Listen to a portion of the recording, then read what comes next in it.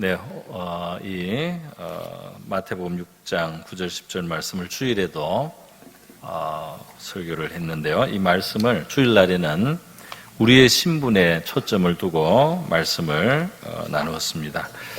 오늘은 거기에 대한 좀 보충이 될 것 같은데요. 우리가 기도하는 대상이신 하나님 아버지를 초점으로 해서 이 말씀을 드리려고 합니다. 여러분, 예수님께서 이 기도를 가르쳐 주실 때 하나님을 이제 아버지라고 부르면서 이제 기도를 하라고 하셨어요. 그러니까 이제 이 부름에 그 하나님을 부르는 이 속에 우리의 신분이 이미 들어가 있다는 말씀을 주일날 드렸습니다. 그 하나님을 아버지라고 부르니까 우리가 이제 자녀가 되는 것이죠. 그래서 우리의 그 자녀로서의 신분의 존귀함을 말씀을 많이 드렸는데 초점을 조금 바꾸면 우리의 아버지가 되시는 하나님에 대한 이제 그 의식도 우리에게 이제 많이 필요한 것이죠. 그래서 예수님께서 이 기도를 가르쳐 주시면서 사실 하나님과 우리 사이의 그 관계에 대해서 깊은 진리를 말씀하셨다고 할 수가 있겠습니다. 바로 아버지로서의 이제 하나님이신 거죠.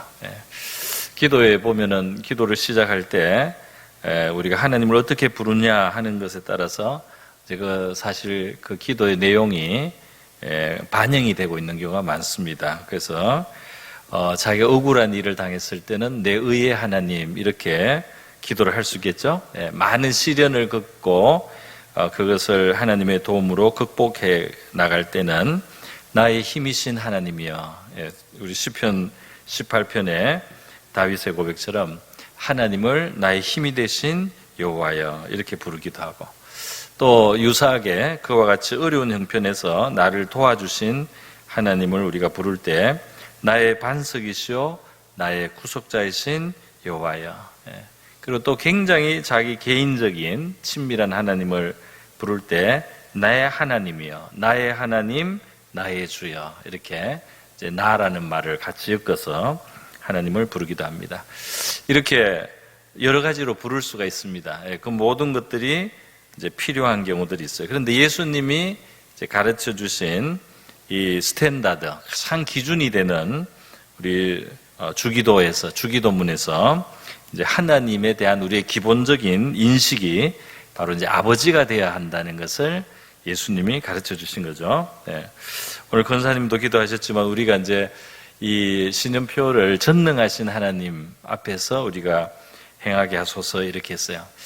그래서 이 전능하시다 이러니까 사실은 이제 하나님의 큰 능력을 우리가 이제 믿고 또 바라보고 의지하고 기대하고 이제 살아야 될 것에 대한 그런 의미가 있는데, 이제 문제는 전능하신 하나님 이렇게만 하면 하나님이 너무 전능하다는 말이 우리에게 너무 큰 말이기 때문에 하나님이 좀 멀어지는 느낌도 사실 있습니다. 하나님이 너무 크셔서 우리에게는, 우리 작은 우리에게는 너무 과한 하나님인 것처럼 이렇게 이제 느낄 수 있는 약간의 위험성도 있는 것 같아요. 그래서 우리 바로 그 전능하시지만 하나님이 바로 이제 아버지이시다는 이 사실에 대해서 우리가 먼저 깊이 생각해 보는 거. 그러니까 우리 아버지신 하나님이 전능하다는 거지 멀리 있는 어떤 그냥 전능자가 아닌 것이죠.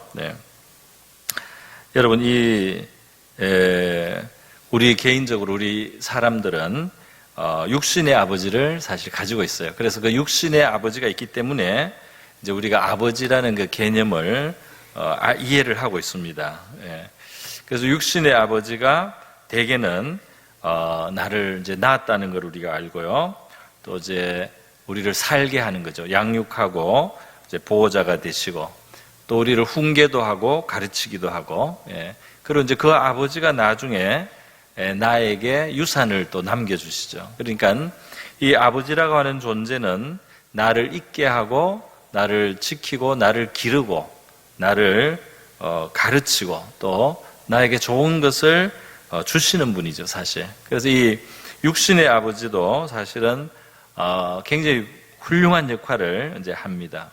다만 문제는 이제 이 땅에 있는 우리 육신의 아버지들은 불완전한 사람이고, 또 경우에 따라서는 굉장히 상처가 있거나 문제가 있는 그런 인생을 살아온 분들이기도 합니다. 그런 분들이 있습니다. 그래서 이 육신의 아버지로부터 우리는 이제 최선의 그런 모습을 보지 못할 수도 있어요.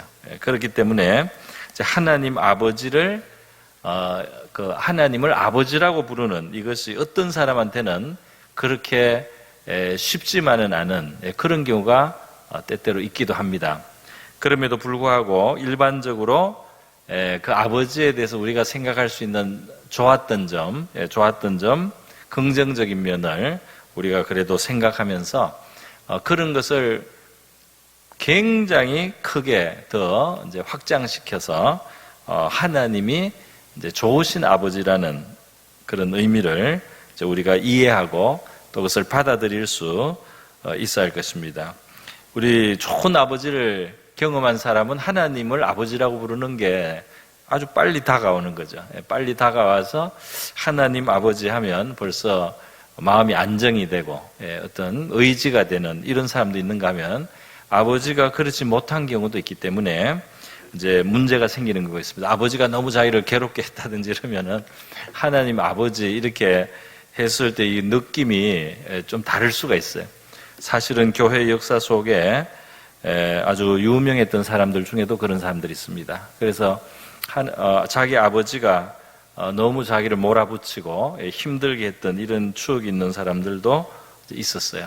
그렇지만 이제 하나님의 은혜 가운데 이들이 이제 믿음이 계속 연륜이 쌓이면서 이제 그 육신의 아버지가 남겼던 부정적인 것은 이제 지워지고 좋으신 하나님 아버지를 직접 더 많이 알아가면서 이제 그런 것이 치유되기도 하고 회복되는 경우도 교회 역사에서는 볼 수가 있습니다. 어쨌든 저와 여러분은 하나님을 이제 좋으신 아버지로 그렇게 알고 또 그렇게 이제 불러야 되죠. 이 구약 성경에는 예수님이 지금 말씀하신 이 아버지라고 하나님을 부르는 것이 굉장히 좀 흔하지는 않습니다만은 그러나 분명히 그 사상이 이 성경에는 나타나는 거예요. 그것이 두드러지지를 못했어요.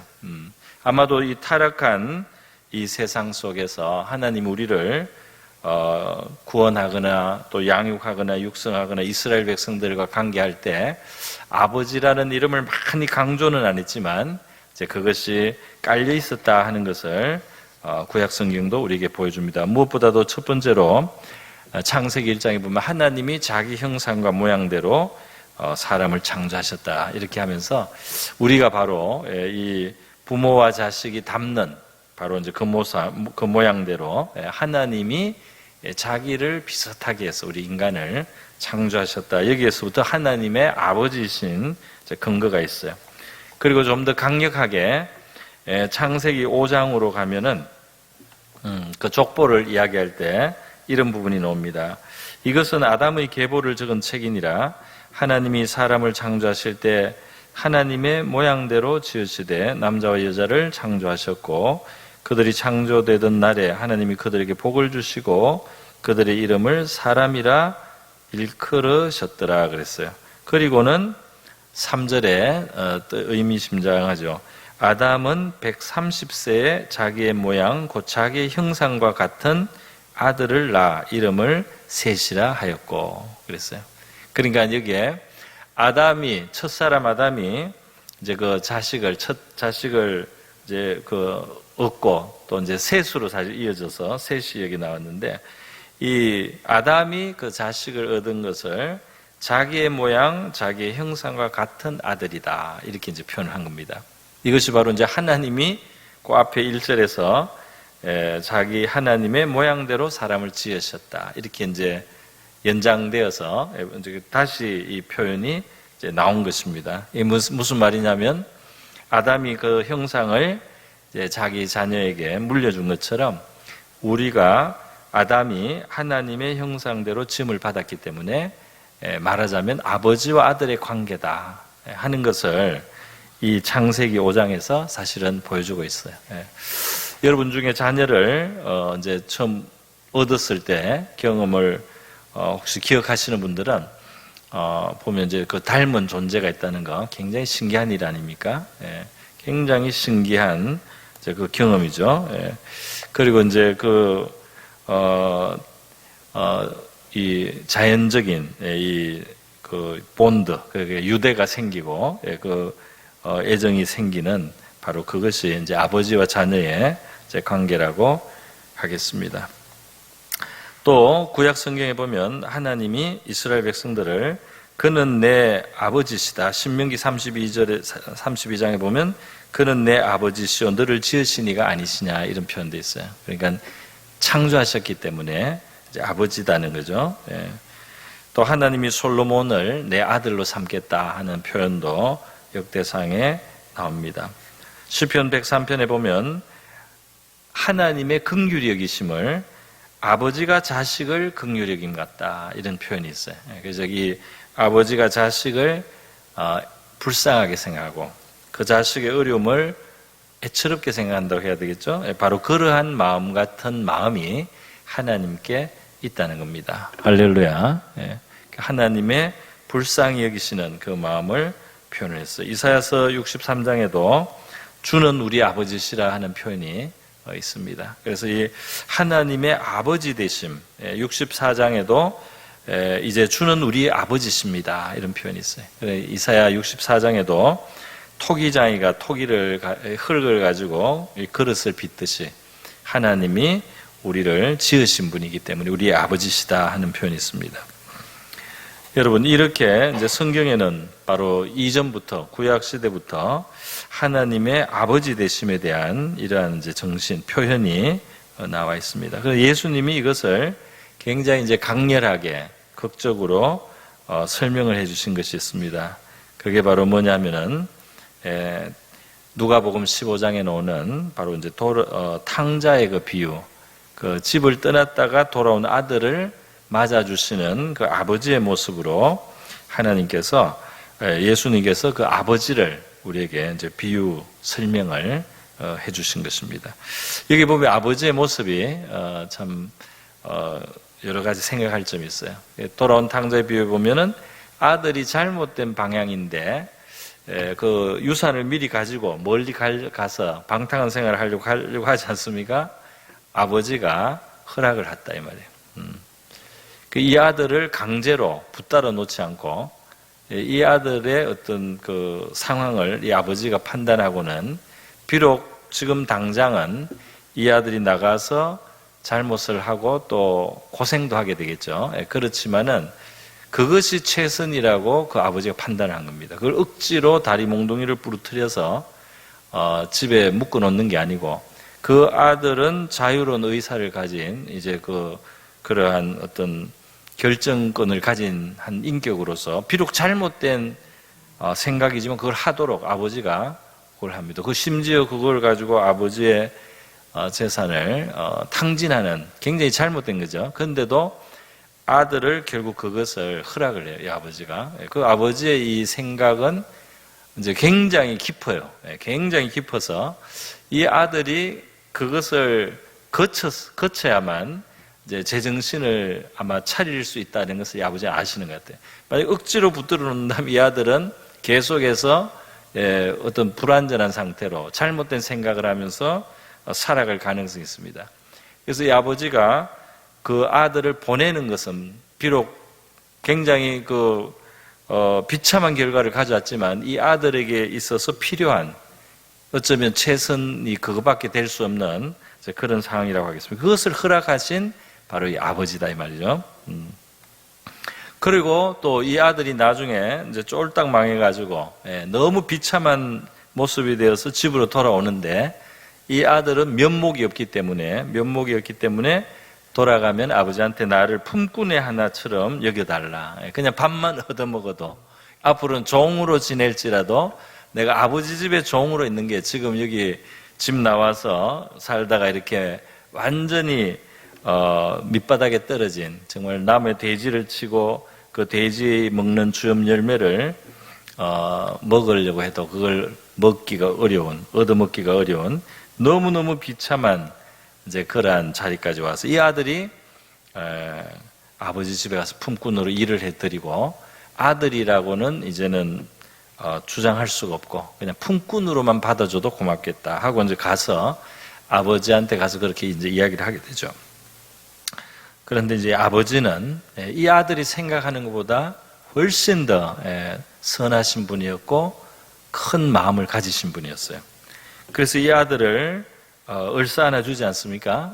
그 아들은 뭐 품꾼의 하나고 뭐 이런 이야기를 시작하는데 아버지는 달려와서 목을 안고 입을 맞추고 아버지의 아들이라고 일컬음을 받지 못하겠습니다 하는데 좋은 옷을 내어서 입히고 손에 가락지를 끼우고 발에 신을 신기고 살찐 송아지를 잡아서 잔치를 베풀어주고 이 죽었다가 다시 살아난 아들이다. 그리고 잃었다가 다시 얻었다고 너무 이걸 기쁘게 이 아들을 받으시는 아버지였어요. 그러니까 이 아들, 방탕한 이 아들이 생각하는 것보다 하나님 아버지는 자기 아버지는 훨씬 더 풍성한 은혜를 가지신 분이에요. 굉장히 큰 사랑을 가진 분이에요. 이 아들은 집에 돌아와서 그 아버지를 대면할 용기가 없는 거예요. 그죠? 용기가 없어요. 그리고 혹시 안 받아주면 어떻게 하나 이렇게까지 생각을 했을 겁니다. 그죠? 그러면서 와서 그냥 품꾼으로만 나를 용납해줘도 너무 좋겠다. 이렇게 하면서 온 거예요. 그런데 자기가 생각할 수 있는 그냥 좋은 어떤 주인 아저씨로 그냥 그 아버지를 대할 수만 있어도 좋겠다.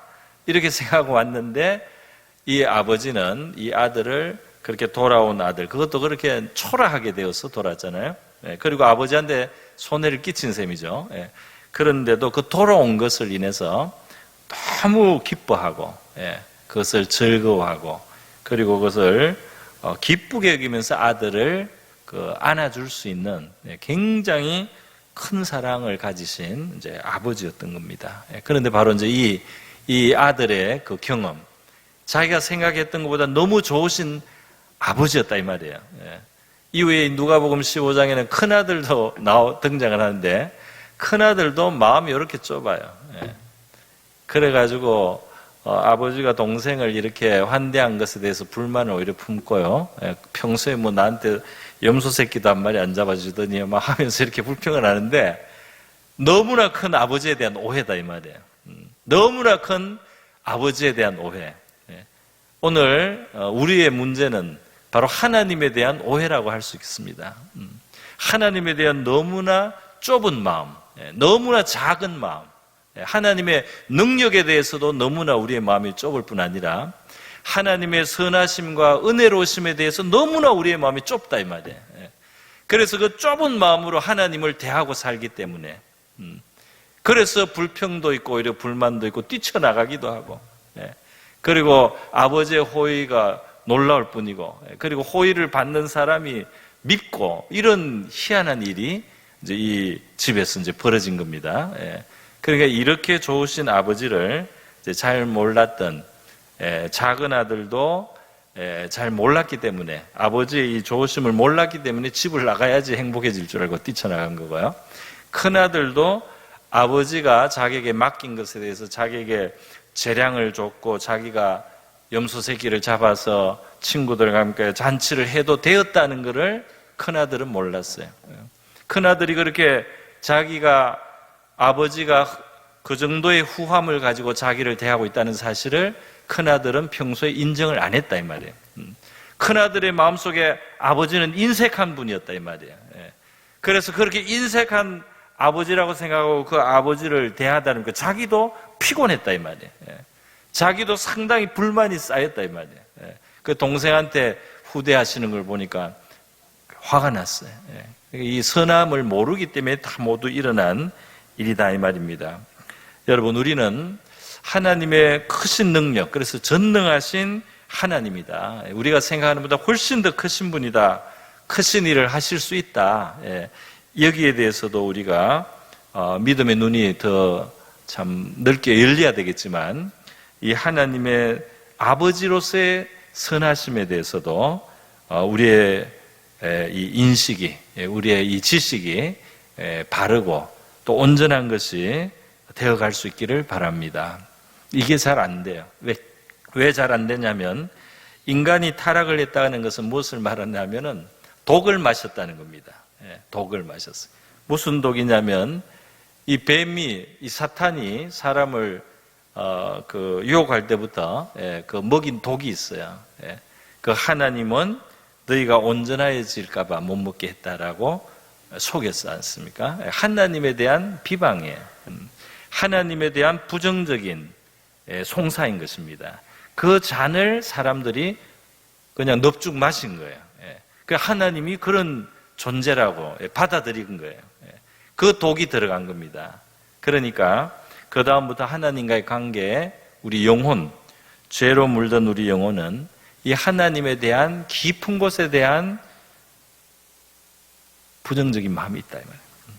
이스라엘 백성들이 애굽에서 구원을 받아도 광야에서 조금만 어려워지면 하나님에 대해서 불평이 막 쏟아져 나옵니다. 그게 뭐겠어요? 그게 사람의 영혼 속에 있는 하나님한테 잘못된 태도와 그 마음이 있습니다. 그게 이제 튀어나온다 이 말이에요. 정말 하나님의 선하심이나 하나님의 자비하심과 그 선하심을 온전히 믿으면 어려울 때도 그 하나님 앞에 그런 태도는 가질 수가 없어요. 그런 하나님에 대해서 뿌리 깊은 불신이 있다 이 말이에요. 사람이 죄인이 됐다는 것이 바로 깊은 곳에 불신이 있다 이 말입니다. 그렇기 때문에 우리 이 믿음으로 구원받을 때 하나님은 바로 이제 그 반대 우리의 자세를 요구하시는 거죠. 그러니까 여러분 우리를 하나님이 연단하시는 그 길 속에서 때로는 당장은 하나님이 친절하지 않은 것 같은 상황을 딱 만났을 때 우리가 그런 상황에서도 하나님의 선하심을 믿는다면 우리의 그 우그러지고 우리의 좀 왜곡되었던 그 잘못된 마음을 고치는 바로 그 시간이에요. 할렐루야. 무슨 말이냐면 이 상황이 어렵지만은 하나님의 선하심을 믿는 그 마음, 그 마음으로 계속해서 하나님 앞에 감사할 수 있고 하나님을 신뢰할 수 있는 바로 이러한 고백을 할 때 우리의 영혼이 건강하게 되고 온전하게 되고 우리의 영혼 속에 있었던 어두움이나 그 독이 말하자면 이제 빠진다고 할 수가 있겠습니다. 그러니까 우리 하나님에 대한 바른 지식에 서는 거죠. 결국은 우리의 신앙이라는 것은 뭘 억지로 하는 게 아니고 잘못된 것을 걷어내고 잘못된 것을 내려놓고 진리, 바른 것, 있는 그대로를 우리가 갖는 것이 사실은 신앙이 아닙니까? 신앙이 억지로 뭘 믿는 게 아니에요. 있는 그것을 타락한 인간이 다 눈이 진짜 이 사시가 되고 말이죠. 이 마음도 너무 삐뚤어져서 있는 그대로 보지 못하고 병들어 있는 우리의 마음입니다. 그래서 이 집을 나간 탕자들이나 돌아온 동생을 환영하는 아버지한테도 불만이 가득한 이 큰아들 같이 그렇게 이 중심이 문제가 있다 이 말입니다. 여러분 그래서 우리 모두에게 이 하나님에 대한 결국은 바른 지식이라고 할게요. 바른 지식을, 바른 생각을 이게 이제 머리로 아는 게 아니고 가슴으로 우리가 하나님을 가슴으로 좋으신 아버지라고 이렇게 인정하게 될 때 우리의 믿음이 온전하게 되는 줄 믿습니다. 하나님은 왜 이런 하나님은 왜 하나님에 대한 이 가시돋친 마음이 얼마나 쉽게 일어날 수 있는 인간인가. 그래서 좀 어려워지기만 하면 이스라엘 백성들이 우리를 미워해서 죽이려고 끌어냈다 그랬어요. 가나안 땅을 보고 나서 그걸 정복할 수 있는 땅을 보여주고 하나님이 홍해를 가르거나 앞에서 애굽을 굴복시켰던 그 하나님은 능력의 하나님이었잖아요. 그걸 경험했지만은 가나안을 딱 보고 그 가나안 백성들이 강성하다는 것을 아는 순간 이들은 바로 앞에 경험한 것을 다 무시했습니다. 그리고 하나님이 우리를 미워해서 우리를 저 가나안에 들여서 저 강대한 민족의 손에 우리 칼날에 죽게 하려고 우리를 끌어냈다. 하나님에 대해서 이렇게 부정적인 생각을 쉽게 할 수 있다. 여러분 우리의 마음이 사랑이 있고 신뢰가 있으면 사람도 좋게 봐주잖아요. 그죠? 사람도 좋게 봐주잖아요. 그래서 무슨 사정이 있겠지 이렇게 생각하지 않습니까? 우리가 정말 믿고 신뢰하는 사람이 약간 내가 이해할 수 없는 행동을 해도 무슨 사정이 있으려니 이렇게 생각하잖아요. 그게 신뢰가 있다는 거예요. 그 조금 나한테 약간 뭔가 좀 잘못하는 것 같아도 뭔가 사정이 있겠지. 뭔가 그렇게 할 수밖에 없는 지금 사정이 있나 보다 하고 이렇게 기다려줄 수 있는 여유는 그 신뢰, 믿음이 있을 때 그게 가능한 거 아니에요, 그죠? 그러나 우리가 신뢰가 없고 만약에 불신이나 미움이 있으면 어떻게 됩니까? 문제 상황에서 의심을 하기도 하고 당연히 문제 상황이 좀 일어나면 저 사람이 나쁜 뜻으로 이렇게 한다 이렇게 생각하고 심지어 잘하려고 해도 그것도 나쁘게도 볼 수가 있어요. 잘하려고 애써도 나쁘게 볼 수 있는 그게 뭡니까? 우리 안에 있는 사실은 이제 적이라고 할 수 있죠. 적개심이죠. 미움입니다. 여러분, 이 하나님에 대한 우리의 이 뿌리 깊은 죄성, 이것은 신약 성경에 의하면 마음으로 원수되었다라고까지 표현이 되어 있습니다. 그러니까 인간이 하나님을 좋으신 아버지로 다시 온전하게 받아들이고 그 하나님 앞에 살아가는 것은 정말 우리 영혼의 구원이라고 할 수 있습니다. 할렐루야. 이 이스라엘 백성들을 애굽에서 건져내도 하나님이 구원자의 그 구원의 경험을 베풀어 주셔도 이스라엘 백성들은 자꾸 원망이 나와요. 조금 상황이 어려지면 하나님을 믿지 않습니다. 하나님을 신뢰하지 않습니다.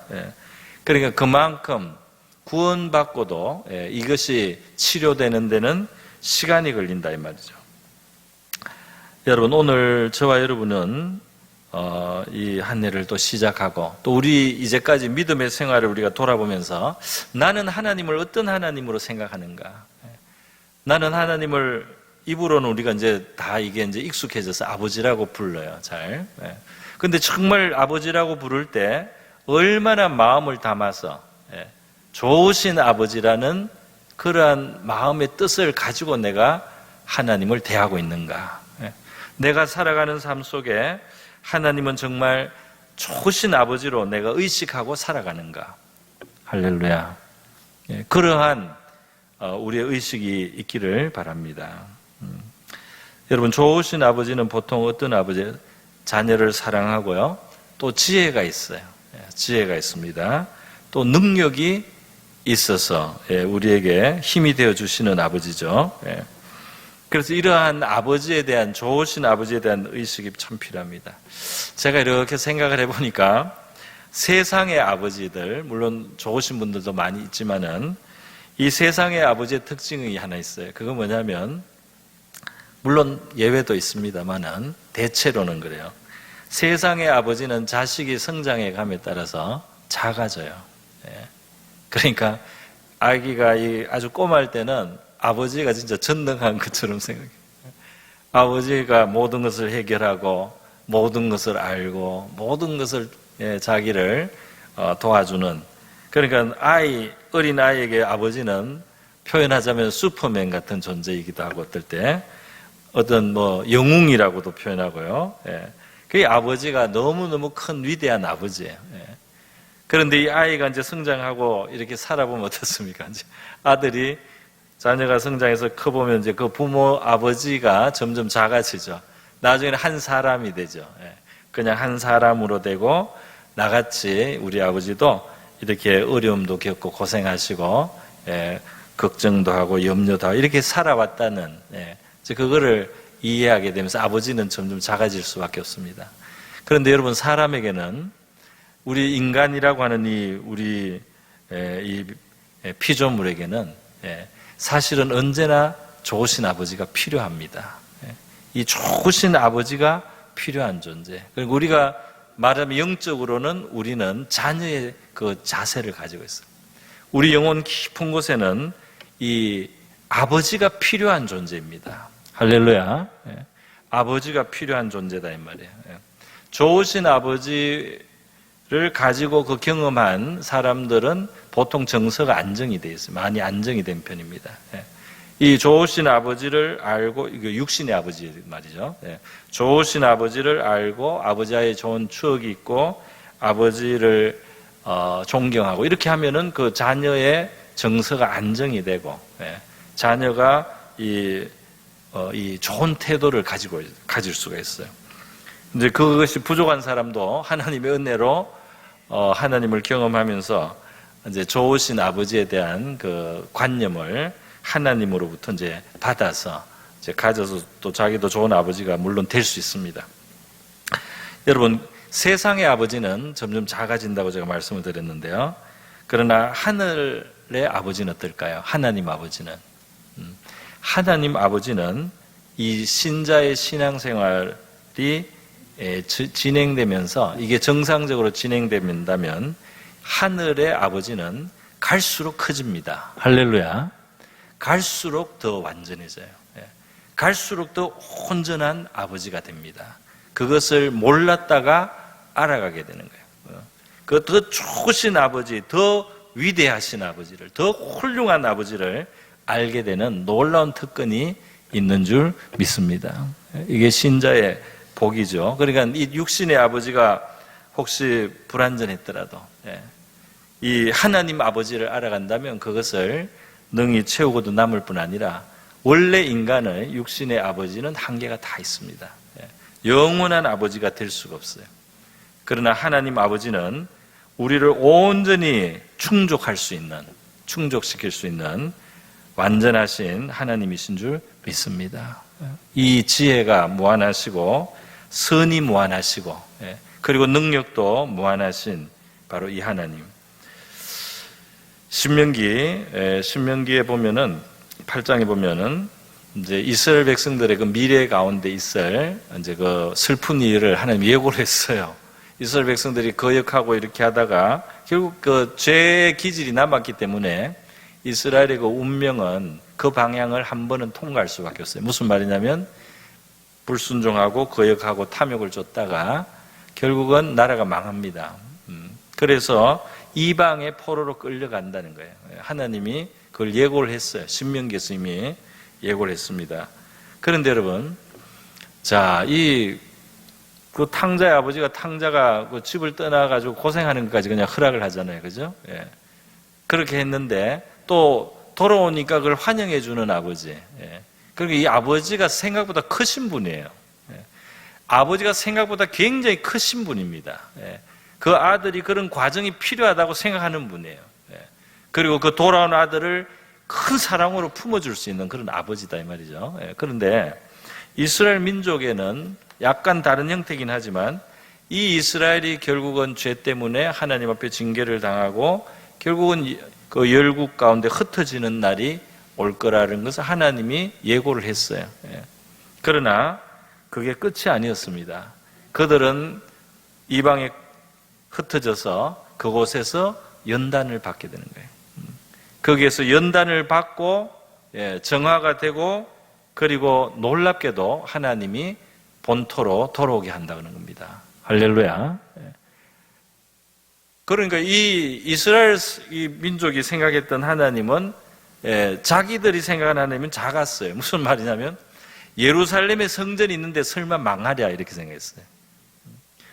예루살렘에 성전이 있어도 망할 수 있었다. 하나님은 그 백성의 가장 필요한 그 백성에 위해서 가장 좋은 결과를 위해서는 이 예루살렘 성전이 무너지고 적국에서 파괴가 되고 나라가 망하고 포로로 끌려가는 것까지도 그걸 허용할 수 있는 하나님이다.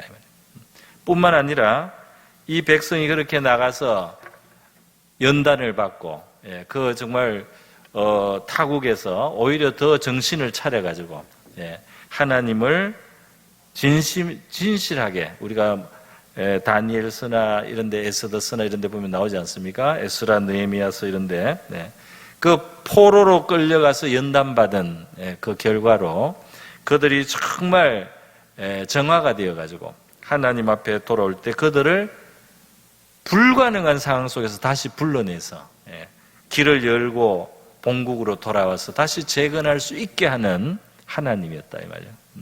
그러니까 이 사람들이 생각하는 것보다 하나님은 더 크신 분이었다 하는 것입니다. 오늘 저와 여러분도 때때로 우리가 생각하는 것보다 하나님이 크시기 때문에 우리가 이해가 안 되거나 놀라거나 당황하는 경우가 있습니다. 우리의 삶 속에. 그런데 우리가 생각하는 것보다 하나님은 더 크시다 이 말이에요. 하나님의 이 스케일과 통이 더 크시다 이 말이에요. 그러나 분명히 알아야 될 것은 하나님이 선하시다는 것입니다. 그리고 하나님이 우리의 유익을, 최고의 유익을 바라보신다는 사실이에요. 가장 선한 마음으로 우리를 대하시고 있다 이 말이에요. 그런 하나님으로 저와 여러분이 우리 하나님을 향하여 마음을 더 넓게 가질 수 있기를 바랍니다. 내가 아는 하나님은 아마 불완전한 하나님이고 좀 작은 하나님이다, 이렇게 생각하면 틀리지 않을 것 같아요. 하나님은 크시다 이 말이죠. 그들은 땅끝까지 쫓겨가면 다시는 못 돌아올 줄 알아요. 그러나 그렇지 않습니다. 땅끝까지 쫓겨가도 돌아오게 할 수 있는 하나님이다, 그렇게 말씀을 하시는 것입니다. 여러분, 우리 신약 성경의 서신서에서는 시작할 때 항상 하는 말이죠. 우리 하나님 아버지로부터 그리고 주 예수 그리스도로부터 은혜와 평강이 너희에게 있을지어다. 이 신약 성경에 거의 다 있지 않습니까? 시작할 때 거기 보면 하나님 아버지와 주 예수 그리스도로부터 이렇게 되어 있어요. 그러니까 우리 성도들에게 있어서 예수 그리스도에 대한 우리의 이해가 깊어져야 되고, 하나님을 아버지로서 아는 이해가 깊어지는 것이 우리가 하나님께 은혜와 평강의 풍성을 누리는데 아주 필요하고 중요한 우리 신앙의 큰 기초인 줄 믿습니다. 또 신앙의 큰 기둥이라고 할 수가 있겠어요. 오늘 우리가 하나님을 좋으신 아버지로 앞으로 더 알아갈 수 있는 그런 계기가 될 수 있기를 바라고요. 이 한 해 좋으신 하나님 아버지가 또한 전능하신 하나님이시기도 합니다. 그 하나님과 함께 우리가 살아가면서 이 아버지의 좋으심을 알아가는 그런 복된 믿음의 자녀들 우리 될 수 있기를 바랍니다. 제가 한번 기도하겠습니다. 고마우신 하나님 아버지, 감사합니다. 오늘 우리 예수님의 가르치신 기도의 시작에서 하나님을 아버지라고 우리에게 하늘에 계신 우리의 좋으신 아버지임을 예수님께서 우리에게 바라보게 하시고 그 고백으로 하나님을 부르게 하셨습니다. 오늘 우리가 아는 하나님보다 더 온전하신 하나님의 모습을 알고, 특별히 우리의 아버지이신 하나님의 온전하심과 선하심을 저희들 더 알아갈 수 있기를 원합니다. 우리의 믿음의 여정이 바로 이렇게 하나님을 좋으신 아버지로 알아가는 복된 과정이 되게 하여 주시옵소서. 갈수록 더 작아지는 우리 세상의 아버지일 수밖에 없습니다. 그러나 갈수록 더 커지고 온전해진 우리 하나님 아버지로 말미암아 우리의 심령과 영혼은 고아와 같지 아니하고 아버지를 가진 자녀로서 우리가 만족하고 담대하고 평안할 수 있는 그러한 자녀들 되게 하여 주시옵소서. 고마우신 예수님의 귀하신 이름으로 기도드립니다. 아멘.